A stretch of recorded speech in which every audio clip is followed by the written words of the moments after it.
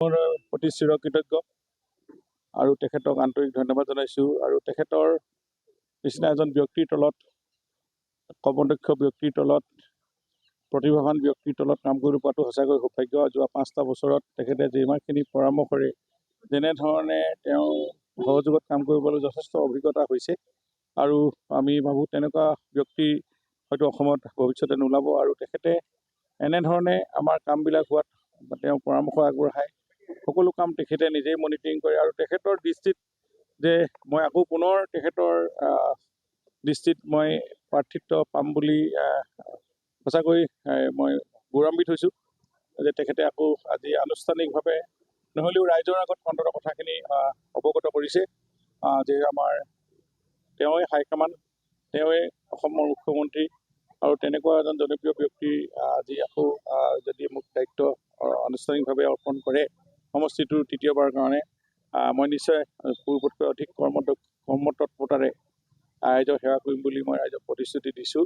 আৰু বহুখিনি কাম হৈছে আৰু বহু কাম হ'বলৈ বাকীও আছে। আৰু 10টা বছৰ এনেধৰণৰ এটা সমষ্টি, পিছ পৰি থকা সমষ্টি উন্নয়নৰ শিক্ষালৈ নিয়াটো সম্ভৱো নহয়, আৰু কিছু কষ্ট কৰিবলগীয়া আছে। গতিকেলৈ মই ভাবোঁ গাঁৱে পোহে বাট-পথ, স্কুল, কলেজ, বিভিন্ন নিবনুৱা সমস্যা, এনেধৰণৰ বহুতখিনি সমস্যা আছে। আৰু সেইখিনি যদি অহা ৰাইজে যদি এইখিনি দলে টিকেট দিয়ে, ৰাইজে ভোট দিয়ে, এতিয়া দলৰ আৰু মুখ্যমন্ত্ৰী মহোদয়ে যদি আগ্ৰহ কৰিছে, তেতিয়াহ'লে মই আকৌ ৰাইজৰ সেৱা কৰিবৰ কাৰণে মই নিশ্চয় আগবাঢ়ি যাম।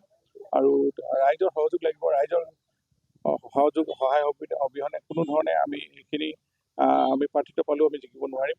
গতিকেলৈ মই ভাবোঁ যে ৰাইজৰ সমষ্টিবাসী ৰাইজৰ যদি যেনেধৰণে আন্তৰিকতা প্ৰদৰ্শন যোৱাবাৰ কৰিছিলে, তাৰ আগবাৰো কৰিছিলে, এইবাৰো যদি কৰে, আমি নিশ্চয় এইখিনি কাম কৰিবৰ কাৰণে আগবাঢ়ি যাম। আমি দল, চৰকাৰ, আমি সকলো একেলগে মিলি আমাৰ লক্ষ্য এটা যে অসমখন আমি ভাৰতবৰ্ষৰ 5খন ৰাজ্যৰ ভিতৰত এখন অন্তৰ্ভুক্ত হ'ব লাগে। আৰু মুখ্যমন্ত্ৰী তাৰে সংকল্প আছে, তাৰে প্ৰতিশ্ৰুতি আছে। তাত আমি সহযোগ কৰিব লাগিব, জনপ্ৰতিনিধিসকলে, আৰু ৰাইজে সহযোগ কৰিব লাগিব। গতিকে এইখিনি কাম সন্তত হৈ উঠিব। গতিকেলৈ আজি মাননীয় মুখ্যমন্ত্ৰী আহি নিজেই 25,551গৰাকীক আই মাতৃক 10,000কৈ চেক প্ৰদান কৰিছে। আৰু গৰৈমাৰী ষ্টেডিয়াম যিটো মিটিং হৈছে, তাতে 12 কোটি টকাৰ এটা প্ৰজেক্ট কামৰ শুভাৰম্ভ হৈছে, এক্সটেনশ্যন আৰু ডেভেলপমেণ্টৰ। আমি এখন স্পৰ্টছ কমপ্লেক্স হ'বগৈ ভৱিষ্যতে।